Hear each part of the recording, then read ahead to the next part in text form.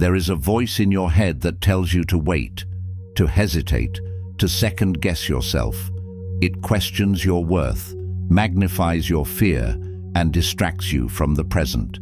This voice is not your enemy, but left unchecked, it becomes the greatest threat to your growth. The Stoics understood this battle.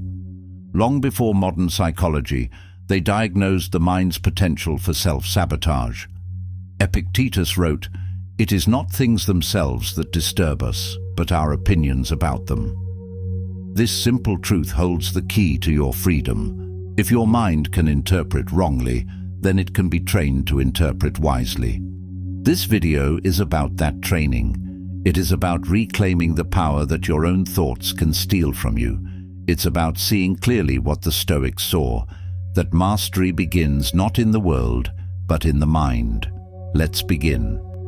Chapter 1. The Mind's Illusions. The mind is a storyteller. It creates meaning, even where there is none. It draws conclusions from fragments. It imagines threats in harmless events. Often these stories are filled with fear, judgment, and assumption. When someone reads your message and doesn't reply for an hour, several hours, or even a day, your mind might quickly fill the silence with meaning. It might tell you they're ignoring you on purpose. It might assume you were dismissed, disrespected, or forgotten. When you try something and fail, the mind might interpret that result as a reflection of your worth. It says, "You never succeed. You are not good enough." But these are not facts. They are judgments formed in emotion and bias. They are quick conclusions without full context. They are stories, not truths. The Stoics understood the danger in accepting the first version of the mind's reaction. They practiced the discipline of stepping back before believing these thoughts. Marcus Aurelius reminded himself that the true power lies in the mind's response, not in what happens externally. He said, "You have power over your mind, not outside events. Realize this, and you will find strength." Strength in this context means clarity. It means the ability to hold space between an event and your interpretation of it. This strength is quiet and internal. It does not depend on how others react. It is not driven by immediate emotion. It is based on attention and practice. It means slowing down your thinking just long enough to ask, is this thought true? Is it based on complete information? Is it helping me act wisely? Training the mind means replacing reflex with reason. When your mind generates a conclusion, pause, write it down. Then separate what actually happened from what you assumed. For example, they haven't replied to my message in 12 hours. That's a fact. The rest, they must be upset with me, or I'm being ignored, is interpretation. It may be accurate, it may not be, but it must be questioned. Ask yourself, what other explanations exist? Could they be busy? Could they be overwhelmed? Could there be no malice at all? Then ask, what is the best course of action available to me right now? This kind of thinking creates emotional balance. It reduces unnecessary tension. It restores focus to what you can influence. The Stoics knew that the first thought is often automatic. It's the product of past experience, insecurity, and habit. You may not be able to stop it from arising, but you are not required to follow where it leads. You can observe it, you can test it, you can replace it. Each time you choose to do that, your mind becomes more disciplined. Your life becomes more stable. To make this practice part of your daily routine, spend 5 minutes each evening reflecting on one moment where your emotions took over. What did you think at that moment? What part of it was real? What was added by the mind's interpretation? And what would a calm, centered response look like? You are not defined by your first reaction. You are shaped by what you do after that reaction appears. You cannot control the emergence of thought, but you can train how you relate to it. And that is where your strength lives. That is where freedom begins. Chapter 2. The tyranny of desire. Desire is not always about objects. It can be a craving for validation, attention, or control. These desires drive behavior. They shape your moods. They make you vulnerable to disappointment. Seneca warned that we are more often frightened than hurt, and we suffer more in imagination than in reality. The mind creates false needs.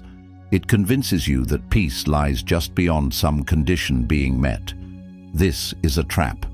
Short-term impulses, such as the pursuit of alcohol, recreational drugs, fast food, binge-watching entertainment, and endless scrolling through streaming platforms, appeal to the mind's desire for ease and stimulation.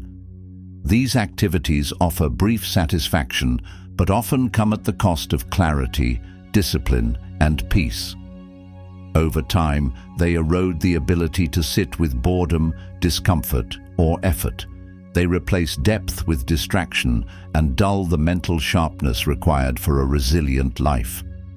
The Stoics warned against the pursuit of pleasures that weaken self-control. They believed that a person who cannot say no to their desires becomes a servant to them. Every indulgence that bypasses discipline strengthens the grip of impulse and weakens the ability to choose deliberately. Fast food and excessive entertainment promise comfort, but often lead to a restless mind and body. They make it harder to focus, to resist temptation, and to remain present with reality. A particularly damaging force is the regular consumption of explicit sexual material. It directly alters the brain's reward system by flooding dopamine pathways and desensitizing receptors over time. This pattern creates cravings for constant novelty and reduces satisfaction with real-life interactions. Emotional intelligence suffers because the person begins to view others not as full human beings, but as objects of gratification. Social intelligence declines as empathy weakens and relational patience fades. Mental health becomes increasingly fragile when the brain is trapped in cycles of overstimulation and escapism. The repeated pattern of chasing pleasure leads to chemical imbalance. The brain's reward system adapts to the constant flood of dopamine, making ordinary life feel dull. This overstimulation lowers baseline motivation and makes it harder to feel satisfaction in simple, meaningful experiences. The more stimulation you seek, the less sensitive the brain becomes to normal levels of reward. This creates a loop where more intensity is needed to feel pleasure, which further deepens the desensitization. Over time, this rewires behavior. Shame grows when actions conflict with values. Guilt appears when the same harmful patterns are repeated despite knowing better. Isolation increases because the mind no longer feels capable of real connection. Energy declines. The desire to improve weakens. Self-trust erodes. The person begins to feel out of control in their own life. Pulled along by cravings and distractions they once thought harmless. Each impulse followed without awareness becomes a weight. Each repeated indulgence reinforces a habit that works against long-term stability. Confidence suffers deeply in this process. It is hard to believe in yourself when your actions don't reflect your intentions.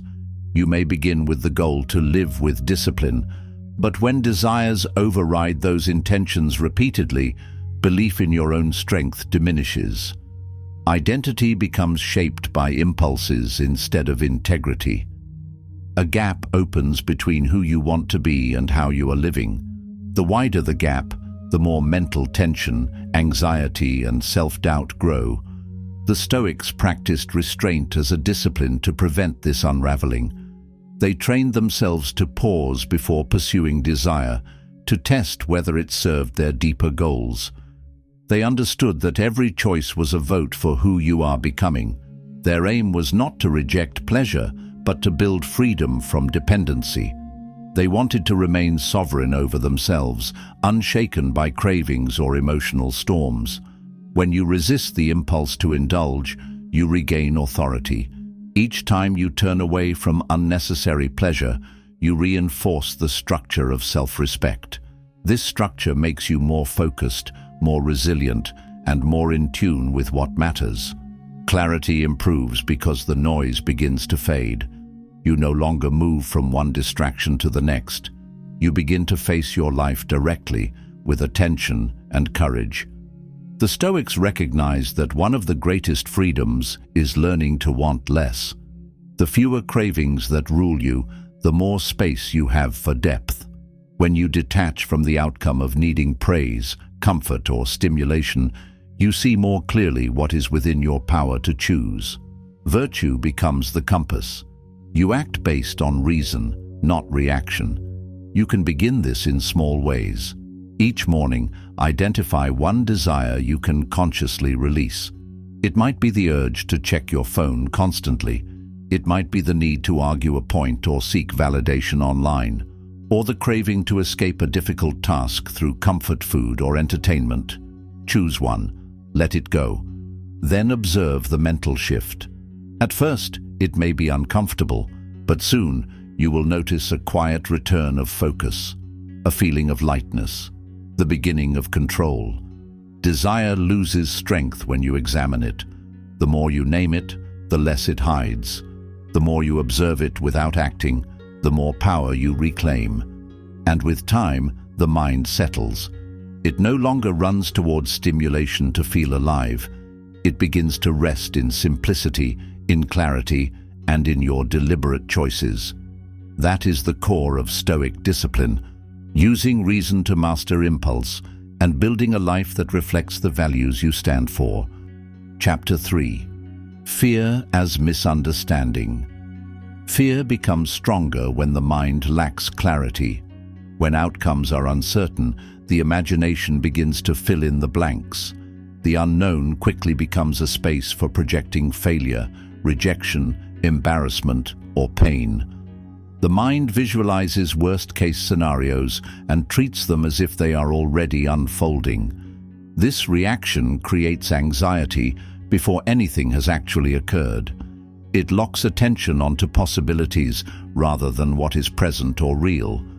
Fear is rarely based on fact alone. It is constructed from memory, imagination, and instinct. It does not reflect the current moment. It reflects an internal model, often exaggerated and untested.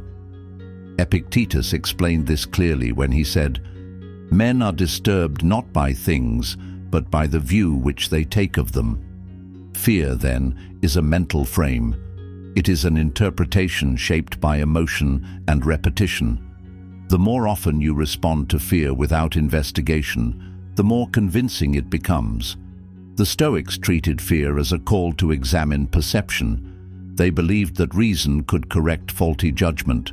When fear arises, they advised asking, "What part of this do I actually control? Can I take any practical steps to prepare? And if the outcome I fear does occur, will I still have the ability to respond with integrity and strength?" These questions create distance between reaction and action. They shift focus away from imagined disasters and toward grounded decisions. Fear begins to lose its grip when attention moves toward preparation and away from panic. The Stoics used a practice called premeditatio malorum, the premeditation of adversity. They would begin their day by thinking through potential obstacles, a delay, a confrontation, a loss. Then they would visualize themselves responding with clarity, stability, and courage. This practice trained the mind to approach difficulty as a challenge, not a threat. It taught them that discomfort is survivable, that loss can be faced, that failure does not erase worth. You can adopt this method in daily life. Each morning, choose one fear that has been circling your thoughts. Write it down clearly. Then ask, what might I do if this happens? What kind of person would I want to be in that situation? What resources do I already have to help me through it? By doing this consistently, your relationship with fear changes. The unknown becomes less hostile. You begin to see challenge as an opportunity to practice strength. The mind stops spinning in anxiety and starts organizing itself around what can be done. Avoidance feeds fear. When you refuse to look at what you fear, your mind keeps it alive in the background. By meeting fear directly, with preparation and thought, you give it boundaries. You turn it from a shapeless threat into something specific and manageable. Fear does not vanish through denial. It dissolves through discipline. The more often you practice this clarity, the more natural it becomes. Eventually, fear still arises, but it no longer controls your choices.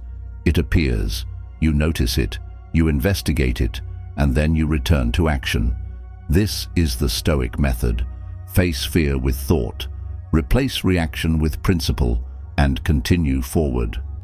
Chapter 4. The Trap of Identity. The mind forms identities from repeated thoughts and emotional patterns. Over time, a belief becomes a label. A single failure turns into "I am a failure." A few successes lead to "I am an achiever." Painful experiences can be stored as "I am a victim." Occasional recognition might turn into "I am important." These labels become scripts the mind refers to when interpreting events. They feel familiar, so they become difficult to question. But even a label that sounds positive can become a mental trap when it shapes every reaction. Marcus Aurelius urged himself to break free from these fixed mental positions. He wrote, "Discard your misperceptions. Stop being jerked like a puppet." When identity is tied to unstable things, success, reputation, attention, or the opinion of others, it loses stability. The more attached you are to a role, the harder it is to act with clarity when that role is challenged. Labels begin to replace direct perception. You no longer see a situation for what it is. You see it through the lens of the identity you believe you must protect. The Stoics viewed identity as something built through principle, not inherited through thought or experience. They did not treat the self as permanent. They believed human beings are capable of change through choice. You are a rational being, able to observe, evaluate, and act. The ability to think does not define you unless it is used well. The ability to choose is what determines the quality of your life. Stoic identity was not about status or background. It was about the daily decision to live with courage, discipline, and justice. When your mind declares a label, pause. Instead of agreeing with it, examine it. If the thought says, "I always fail," ask what action is needed now. Failure is a result, not a permanent quality. If the mind says, "I am not good enough," do the next honest thing anyway. These statements are attempts to stop you from moving.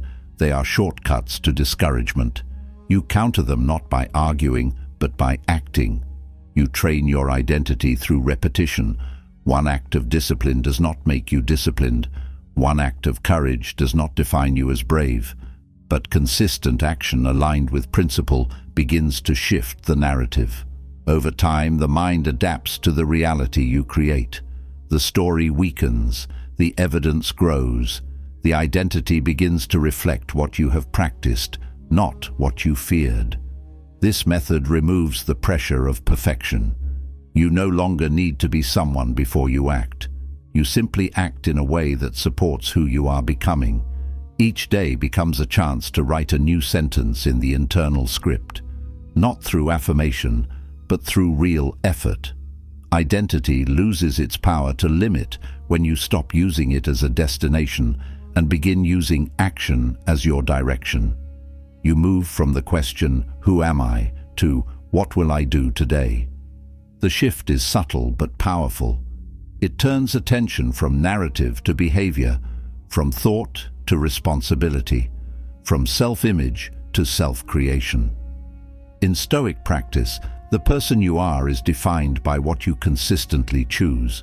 Your label does not matter. Your name does not matter. Your status does not matter. What matters is the clarity of your intention and the follow-through of your choices. This kind of identity is strong, it is quiet, and it is earned. Chapter 5. Resentment and the mental cage. Resentment forms when the mind holds on to a perceived injustice.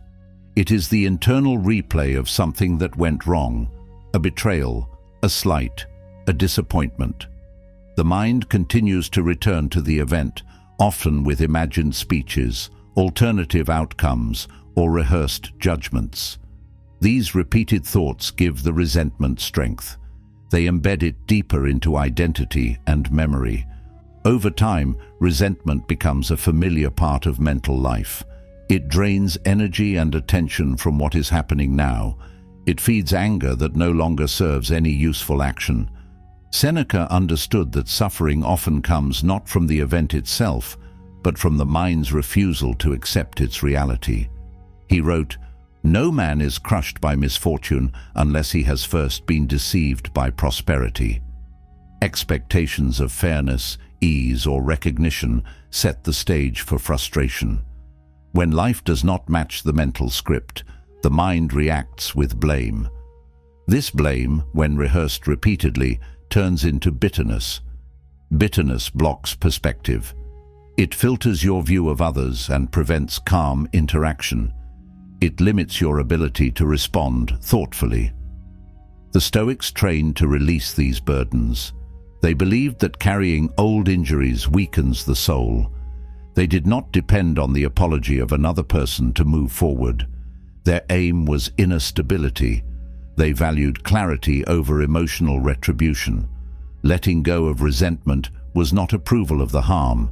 It was a way to prevent harm from continuing internally. Holding on to anger towards someone does not affect them. It shapes your own thoughts and habits. This kind of release requires honest work. Begin by identifying a resentment you are holding. Describe the situation in simple terms. Then name the expectation that was violated. Were you expecting fairness, recognition, loyalty, agreement? These expectations are often unspoken but deeply rooted. By naming them, you clarify what you are actually upset about. Next, ask yourself a simple question. Is carrying this anger helping me live better? Does it guide my decisions with wisdom, or does it pull my attention backward? Once you've examined this, shift the focus. Ask, what virtue could I develop instead? Could I practice patience?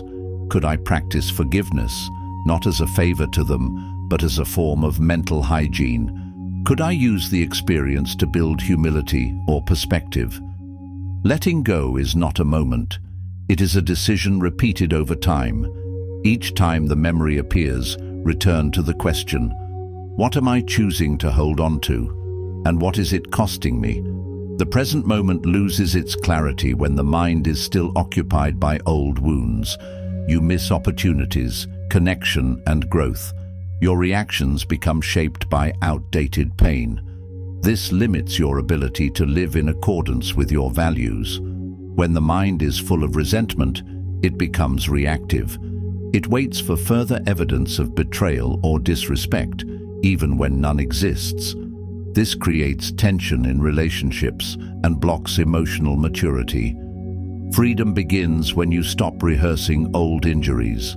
When you choose to live today rather than relive yesterday, when you trade reaction for reason, and when you see that letting go of the past does not require changing what happened, it only requires changing your relationship to it. The Stoic moves forward, not in haste, but with deliberate intention, unshackled from stories that no longer serve. Chapter 6. Overthinking as avoidance. Thinking is useful. It helps you examine, analyze, and understand. But when thought turns into endless loops without direction, it becomes a problem. Overthinking is a form of avoidance. It hides fear beneath layers of mental activity. It can create the illusion of productivity while actually delaying real action. The mind loops through possibilities, plays out hypothetical failures, and rehearses conversations that may never happen. This consumes energy and creates fatigue without progress. Marcus Aurelius wrote, "If it is not right, do not do it. If it is not true, do not say it."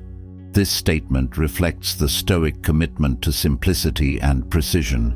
When a decision is made from principle, there is no need for hesitation. There is no need for endless forecasting. The path becomes clear through alignment with what is right. This kind of clarity is incompatible with the confusion created by overthinking. The Stoic uses thought as a tool, not a barrier.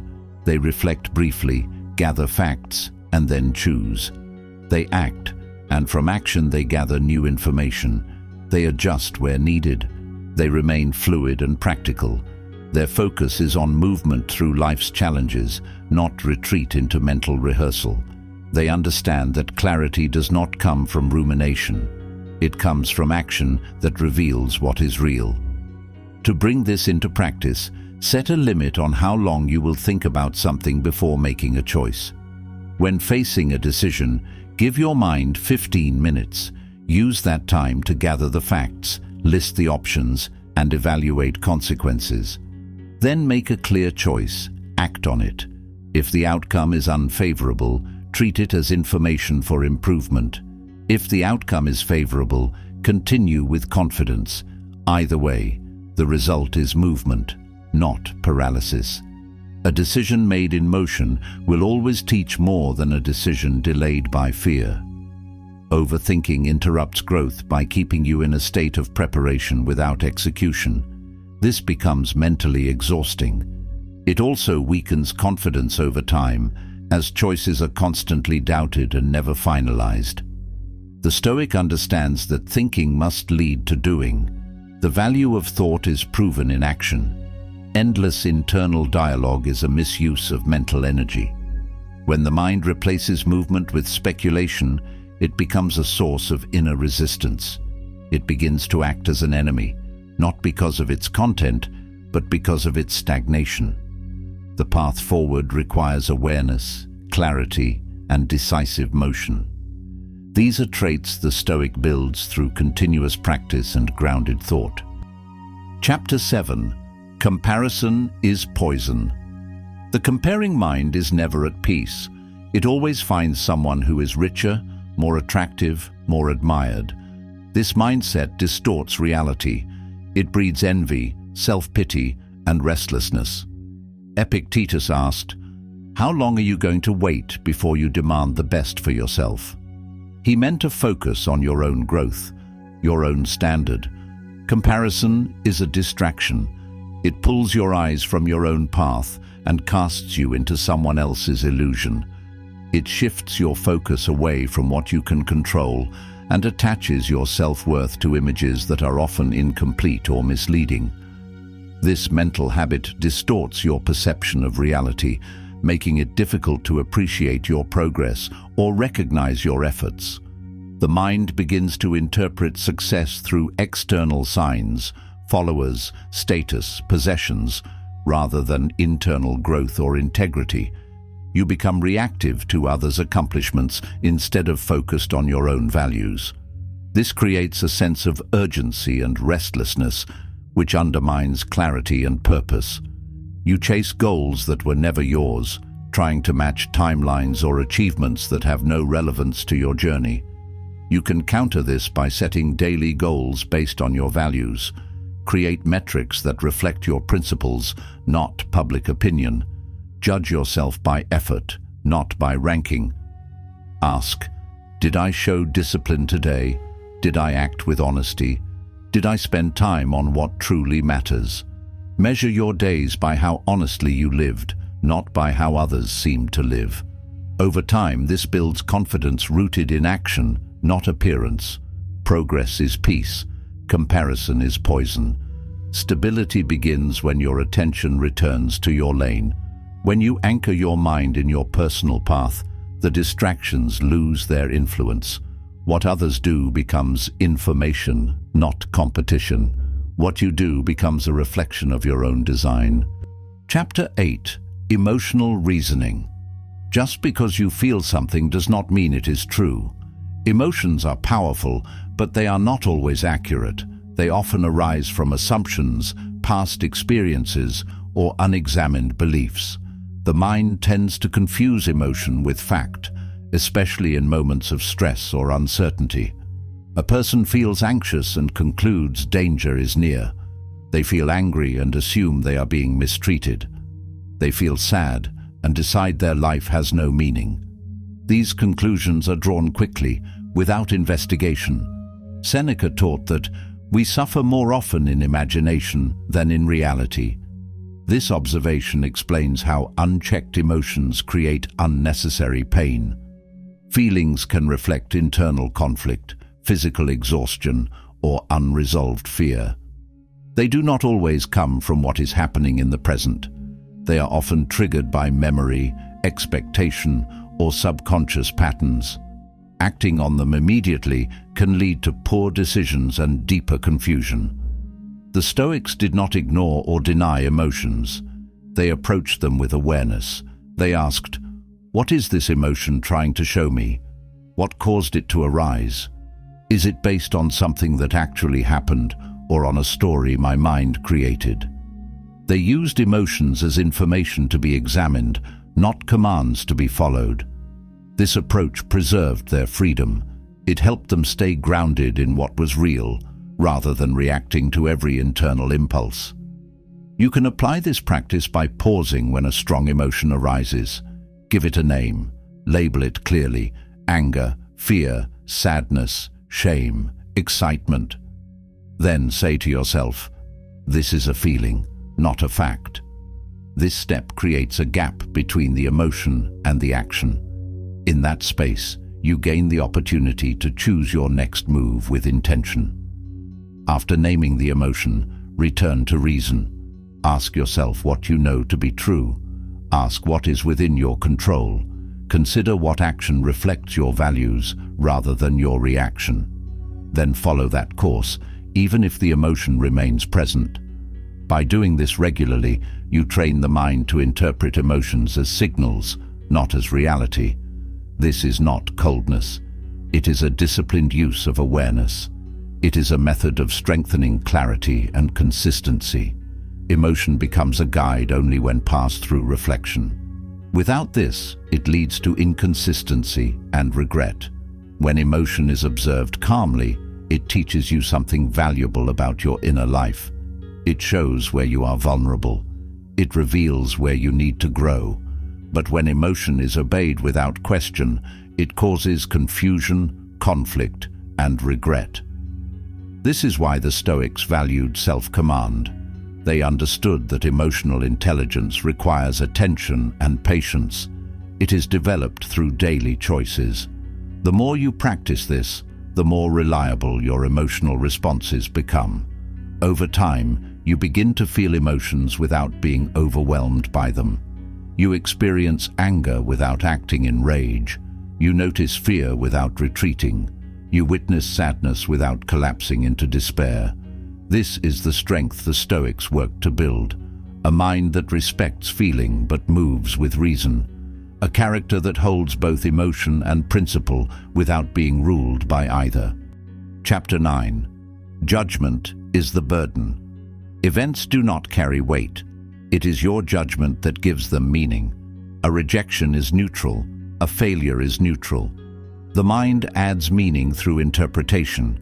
It draws conclusions based on expectations, emotions, and beliefs. These interpretations shape your response. The same event may be seen as a crisis by one person and as a lesson by another. The difference is in how it is judged. Marcus Aurelius said, "If you are distressed by anything external, the pain is not due to the thing itself, but to your estimate of it." This insight helps explain why so much suffering is internal.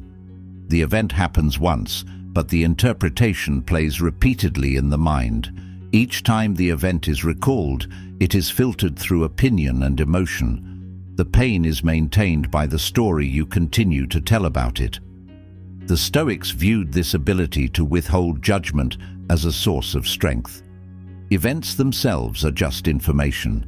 They provide material for reflection and growth. They do not define you. They do not shape your worth.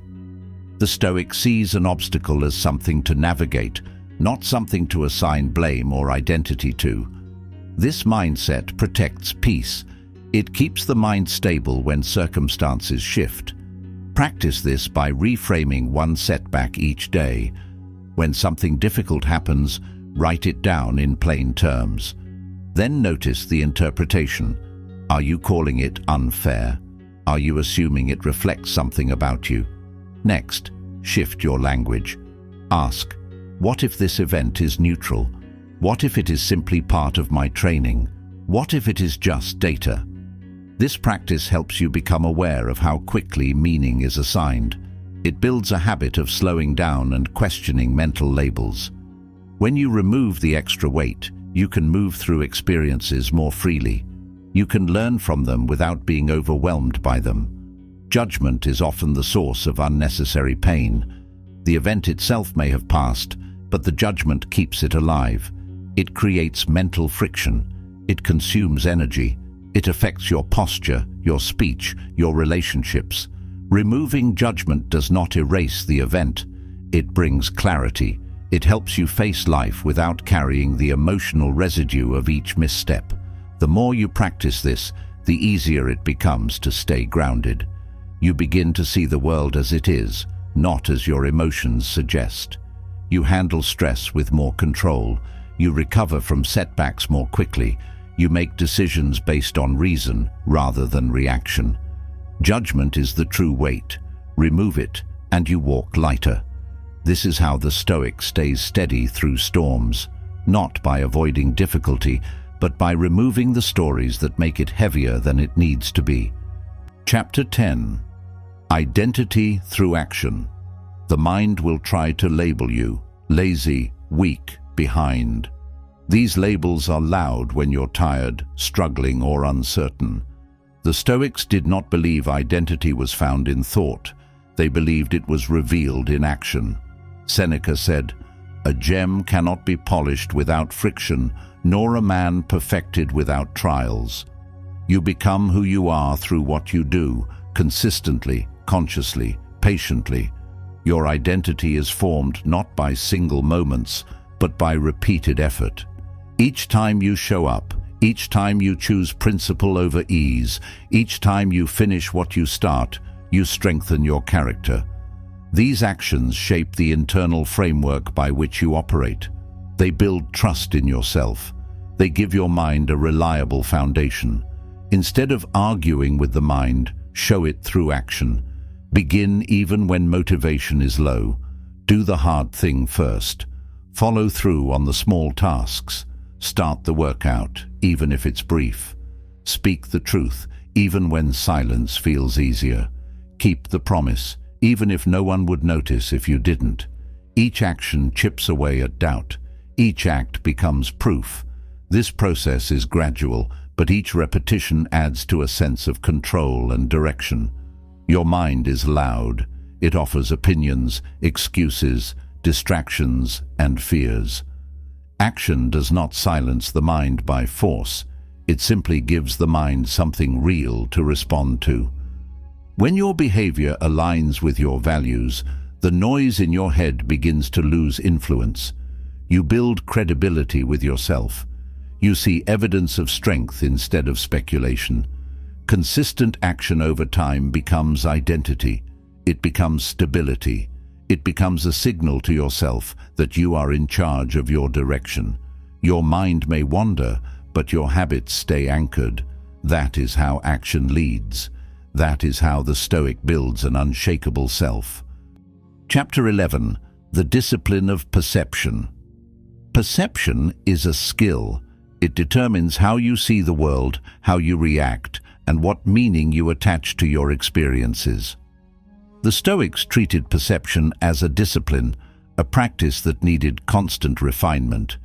Marcus Aurelius reminded himself, "Choose not to be harmed, and you won't feel harmed. Don't feel harmed, and you haven't been." This is not denial, it's precision. The power to choose what filter you place between the world and your thoughts. You can choose a lens of hostility, or a lens of learning. Practice this by asking throughout the day, what story am I telling myself about this event? Is it helpful? Is it wise? What other lens could I use? The more you discipline perception, the more you lead your mind instead of follow it. Chapter 12. The weight of the unlived day. When the mind avoids the present, it begins to decay. It replays yesterday, it fears tomorrow, and it misses the only place where action is possible, now. Seneca said, "True happiness is to enjoy the present, without anxious dependence upon the future." The Stoics were rooted in the now. They understood that clarity, joy, and strength all emerge from full engagement with the present. Practice this by noticing one moment each day when you drift, when you're physically here but mentally elsewhere. Pause, breathe, re-enter the moment. A mind anchored in the present is a mind you can trust. Chapter 13. The enemy within. No enemy can harm you more than your own mind if it turns against you. This is what the Stoics feared, not external adversity, but internal collapse. When you lie to yourself, when you betray your own standards, when you avoid the truth. These are acts of self-betrayal. Each one creates conflict within. Marcus Aurelius advised, "The soul becomes dyed with the color of its thoughts. If your thoughts are dark, the soul dims." To resist this enemy, practice daily truth. Ask, where am I pretending? Where am I rationalizing? What do I know I need to face? Self-respect is earned by choosing truth when lying would be easier. Chapter 14. Interrupting the spiral. Negative thoughts build momentum. One worry leads to another. One mistake confirms a flawed self-image. One rejection justifies withdrawal. This is the spiral. The Stoics trained to interrupt it. Epictetus said, "When something happens, the only thing in your power is your attitude toward it. You cannot stop every thought, but you can step in. Practice interruption. When the spiral begins, say aloud, 'Stop.' Then redirect. Move your body, change your focus, reframe the thought. The mind spirals when it is left alone. Take the reins." Chapter 15. Freedom through restraint. Freedom is not indulgence, it is self-rule, the ability to want without needing, to feel without obeying, to think without being ruled by thought. This kind of freedom cannot be given. It must be built through practice. It begins with self-awareness and is maintained through discipline. The one who governs his own mind and habits does not rely on outside approval or constant stimulation. He remains steady when circumstances change. Seneca believed that he is most powerful who has power over himself. Power over self is power over impulse, over anger, over laziness, and over distraction. It means you are not a servant to your cravings or a hostage to your moods.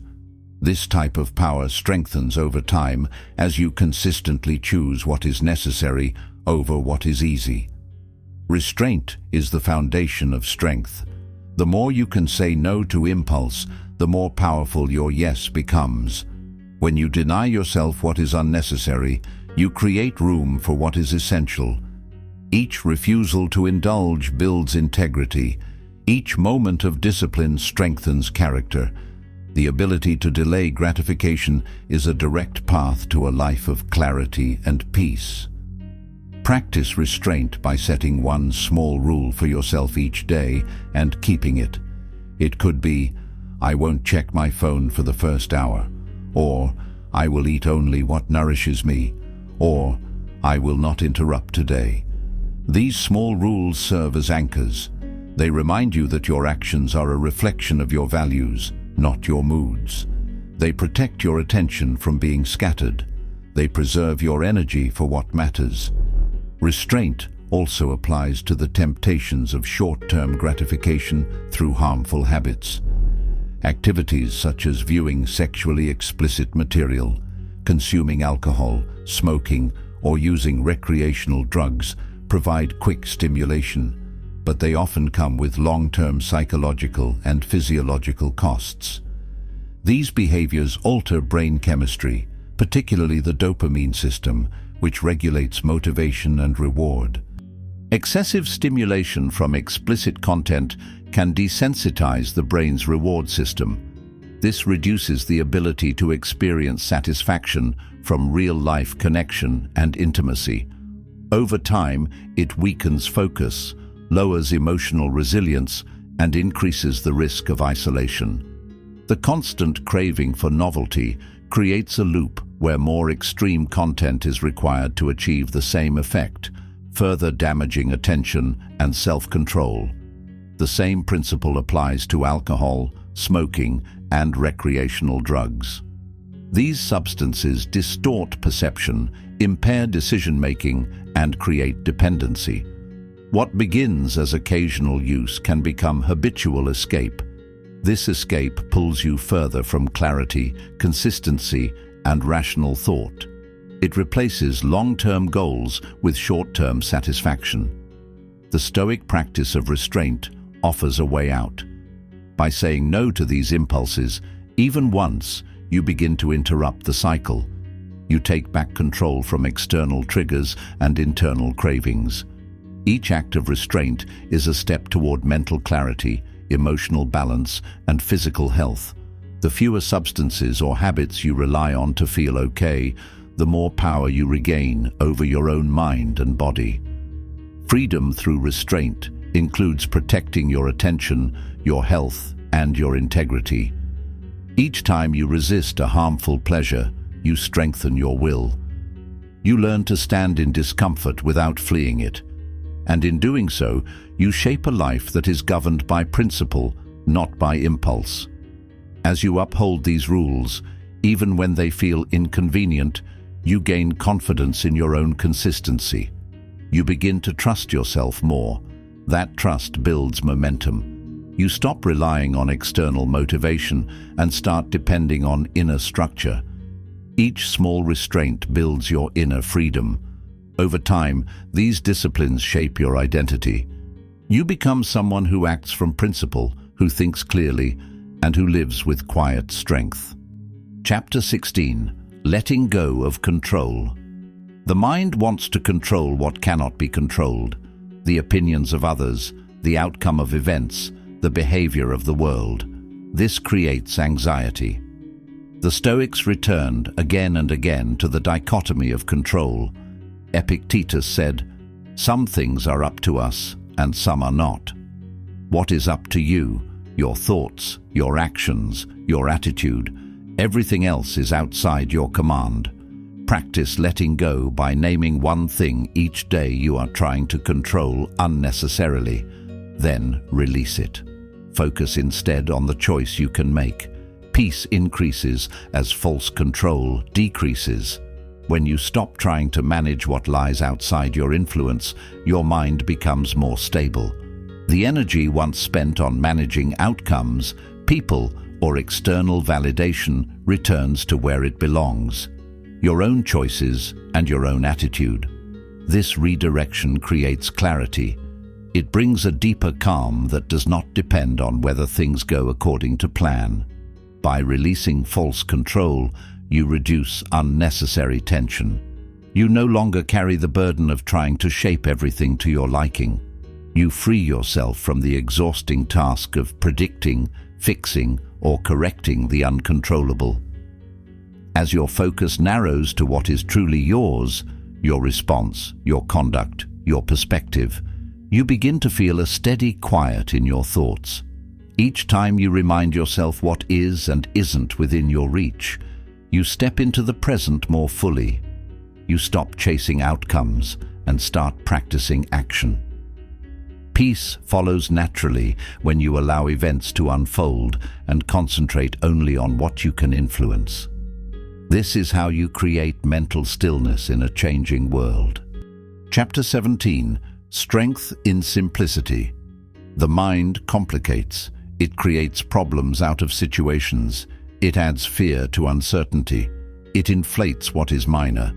The Stoic solution was simplicity. Marcus Aurelius wrote, "If you seek tranquility, do less, or do what's essential, what the logos of a social being requires." Simplicity is not lack of ambition, it is focus. It is the removal of noise. Apply this by simplifying one part of your life each week. Cut out a distraction. Say no to a task that doesn't align. Clear a mental clutter. Simplicity makes the mind cleaner, sharper, and stronger. When you remove unnecessary complexity from your thoughts and routines, you free up mental space to focus on what matters most. This clarity reduces stress and increases your ability to act with precision. A simple mind is not empty, it is organized. It holds only what is useful and true. By eliminating excess noise, you reduce the number of internal conflicts and distractions. Decisions become easier, priorities become visible. You are not pulled in every direction. You begin to move with purpose and efficiency. Simplicity also enhances emotional balance. The less your attention is scattered, the more you can remain grounded in your principles. Complexity often leads to overthinking, indecision, and frustration. By stripping away the non-essential, you create room for deeper focus and stronger habits. You become more stable in how you respond to challenges. You waste less time and recover faster from setbacks. Living simply does not mean avoiding responsibility. It means cutting away what does not serve your values. It means structuring your environment and thoughts in a way that supports peace and productivity. Each step towards simplicity is a step towards strength. It builds a foundation for action that is deliberate, consistent, and wise. Chapter 18. The Silent Practice. Stoicism is not a performance. It is not about quoting philosophers or preaching virtue. It is a silent, daily practice of self-mastery. The Stoics lived with restraint, focus, and integrity, even when no one was watching. Especially then. Seneca reminded himself, "Live among men as if God beheld you. Speak to God as if men were listening." You apply this by choosing to uphold your values in private. Return the cart. Apologize first. Stick to the routine. Refuse shortcuts. What you do alone is who you are becoming. The choices you make when no one is watching reveal the true nature of your discipline and character. When you act with integrity and solitude, you are shaping a foundation that will hold strong under pressure. These moments of private decision build your habits, your mindset, and your future behavior. The world often rewards appearances, but Stoicism values substance. It is in the quiet spaces, early mornings, late nights, and unnoticed actions that your values are tested. When you honor your principles without needing external validation, you solidify who you are. The habit of doing what is right in private creates reliability, both to yourself and to others. This silent consistency builds inner strength. Each time you follow through on a small promise, you reinforce your own self-trust. Over time, these actions accumulate into a steady identity. You no longer rely on others to keep you aligned. You become your own standard. Through this, your private conduct becomes the foundation for public confidence. The person you are alone determines the person you become in every part of life. Chapter 19. Endurance over emotion. The Stoics admired endurance, not just physical, but emotional and spiritual. They believed in showing up even when it was hard, especially when it was hard. Life will test you, people will betray you, goals will take longer than expected. Endurance is the bridge across these trials. Marcus Aurelius said, "You have to assemble your life yourself, action by action." Endurance is just that, daily action, despite resistance. Practice endurance by committing to one behavior each day that aligns with your values, even when your mood protests. That might be discipline, or kindness, or honesty. Mood comes and goes. Endurance makes you constant. While emotions fluctuate with circumstances, discipline provides continuity. The Stoics understood that relying on mood is unreliable. Some days you feel motivated, other days you feel resistance. If your actions are tied to how you feel, your life becomes unpredictable. But when you commit to enduring through all conditions, you gain stability. Endurance is the decision to keep going when ease is absent. It is showing up when the desire to quit is loud. It is continuing your path despite emotional resistance. When you endure, you protect your purpose from the turbulence of passing feelings. You make your actions consistent regardless of your emotional state. This consistency builds trust in yourself. It tells your mind that your values are stronger than your impulses. By enduring, you maintain integrity. You follow through on what you claim to believe in.